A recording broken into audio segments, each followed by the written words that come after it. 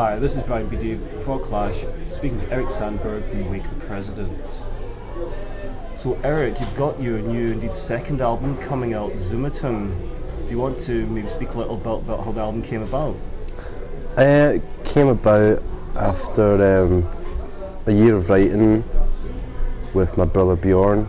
After the first album, You Can't Change That Boy, the group split up, and it was just me and Bjorn, so we just made some demos and got a new band together, and we recorded it a year ago this month at Chem19 with a chap called Paul Savage, who was a drummer in Delgado's, and he's also part of the Chemical Underground group.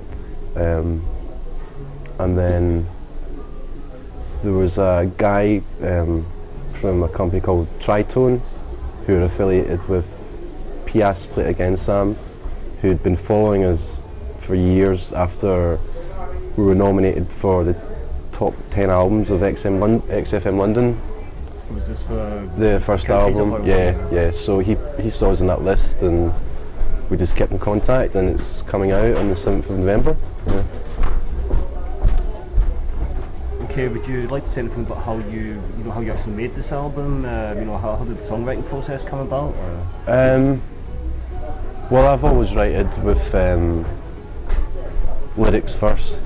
I had a lot of stuff going on with exes and stuff. I lived in London for a couple of years, which didn't work out with a girl there, so I got a lot of material from that.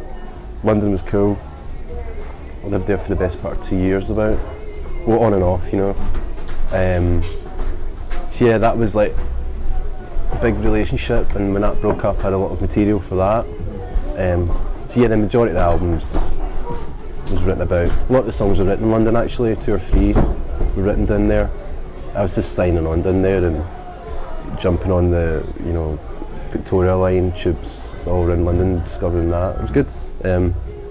Yeah, so that's, and me and Bjorn we just rehearsed, the two of us, for months, and we got slowly but surely got a group together and recorded it over the space of 5 weeks with Paul. So it was really good. It was a fun 5 weeks.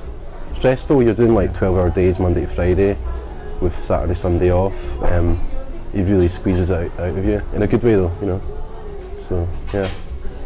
It's quite interesting, but almost surprising to me that you say so much of the album is actually written in London, because I always think of Wake the President as just having such it's an absolutely classic kind of Glasgow sound, from a, you obviously, so influenced by, kind of classic Postcard and Orange Juice records. I was wondering, how that transferred to the London experience. Well, I'm not a massive, I like Postcard, but I've always preferred Aztec Camera and Joseph K, whereas Bjorn likes Orange Juice quite a lot, which you can probably tell from the, the guitar lines. Yeah. So, I don't know. When I went to London, I discovered a lot of my ex liked a lot of Riot Girl stuff, So, like Bikini Kill and stuff like that. So that was a learning experience for me. But yeah, I don't know. London's quite an impersonal place, and it was good, and it was good. I used to just kind of hang out in Hackney Library most days and read a lot, and I think people that have heard the album can probably tell the music's quite the music lyrics is quite literal, it's quite literal lyrics to the accompanying music, yeah. So yeah, always lyrics first, I think, with the songs, and then music. So. Okay, you were saying as well, you working with your brother. I don't know how people who maybe not aware of the band, you're actually working with, you have an identical twin brother, and I'm wondering how does that relationship work out in the band? It's quite stressful actually, because I live with him as well. When we were making the album, it's quite difficult with a lot of problems in our family, illness, etc. So that was an added stress. And when you're living with your brother and running a label, whatever, and playing in a band, and it's quite intense. it was the 5 weeks we recorded the album was a pretty dark time for us personally, but I think we said in previous interviews and even the reviews, the initial reviews that have come up, that the music kind of mirrors that. You know, the kind of, it's quite, I don't know, I mean, I've kind of lost perspective in the album now, but I've not listened to it in a good few weeks, but the last time I did listen to it, I did think it was quite intense compared to the first album, which was a wee bit more, you know, a wee bit dreamier. This one's it's a bit heavier, but not heavier in like the metal sense, you know. It's just it's got a lot of layers in it. We spent a whole week purely on Bjorn's guitars. We used a baritone guitar as well, which is kind of in between a bass and a standard, you know, 11s gauge guitar, the strings 11s. So that kind of beefed it up a bit. And we used a lot of keyboards as well, which was fun.